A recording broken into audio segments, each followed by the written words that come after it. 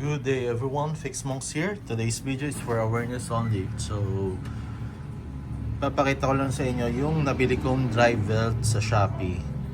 And the seller is from Indonesia.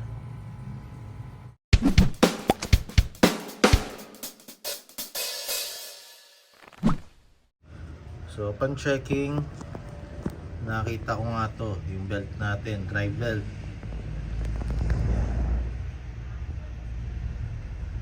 Titignan natin, ayan, may mga guhit. So, mga cracks po yan. Tingnan natin kung kita yung sa ilalim.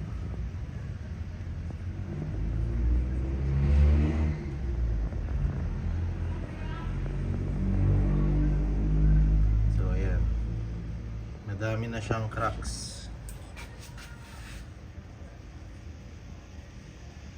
So, buti, na-check ko. Mayroon kasi maputulan nito. Unang-una, mawawalan ka ng control. Hindi naman sa babangga ka or something. Pag naputulan, mawawalan ng aircon, alternator di gagana, power steering, mahirap piliko. Yan. So, naka-order na rin naman ako. Subukan naman natin yung kay Seiwa. So, nirecommend nila sa akin to. This is from Lazada. Ang bili ko is 4,000 plus. Yan, sabi nila orig daw yung mga binibenta ni Seiwa. So, let's see kung orig nga ito. So, sa kasa kasi is 5,000 plus. Kaso i-order pa.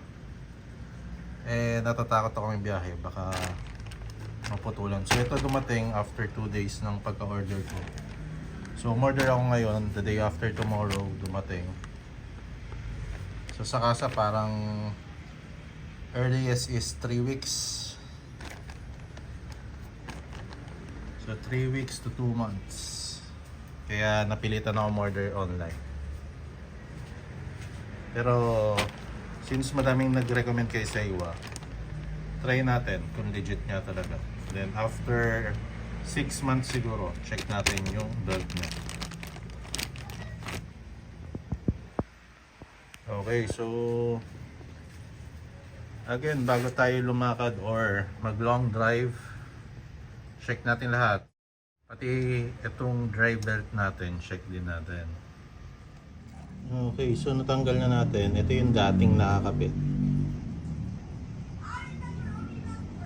So tanda ko to, meron din ganitong tatak to.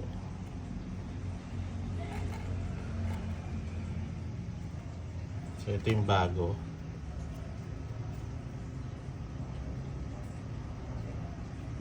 Ito yung galing kay Seiwa. Yan.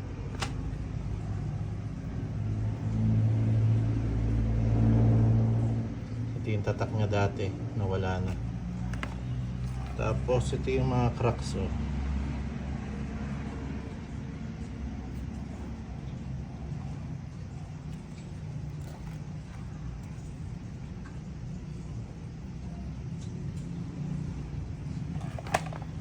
Ito yung bago.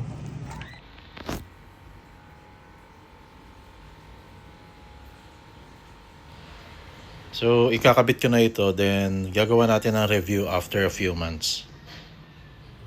Okay guys, so ito na yung dry belt na nabili natin 4 months ago from Lazada kay Seiwa. So, check lang natin yung condition ng belt.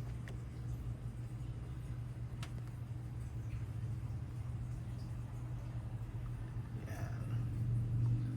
So, all goods pa naman.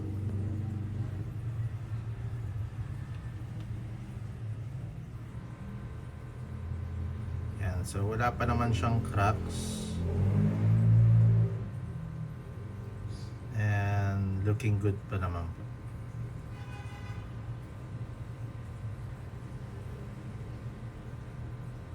Okay, so yung sinasabi kong shop sa Shopee is hindi ko naman sinasabing lahat ng products niya or items niya is fake. So nagkataon lang siguro na yung driver na nabili ko sa kanya is masasabi ko talagang fake. Because wala pang 1 year na gamit ko yung dry belt is ang lalaki na agad, and yung bitak niya is talagang magkakadikit. Okay, so that's it for today. Kita-kita ulit tayo next video. This is Flex Monks. Thank you for watching.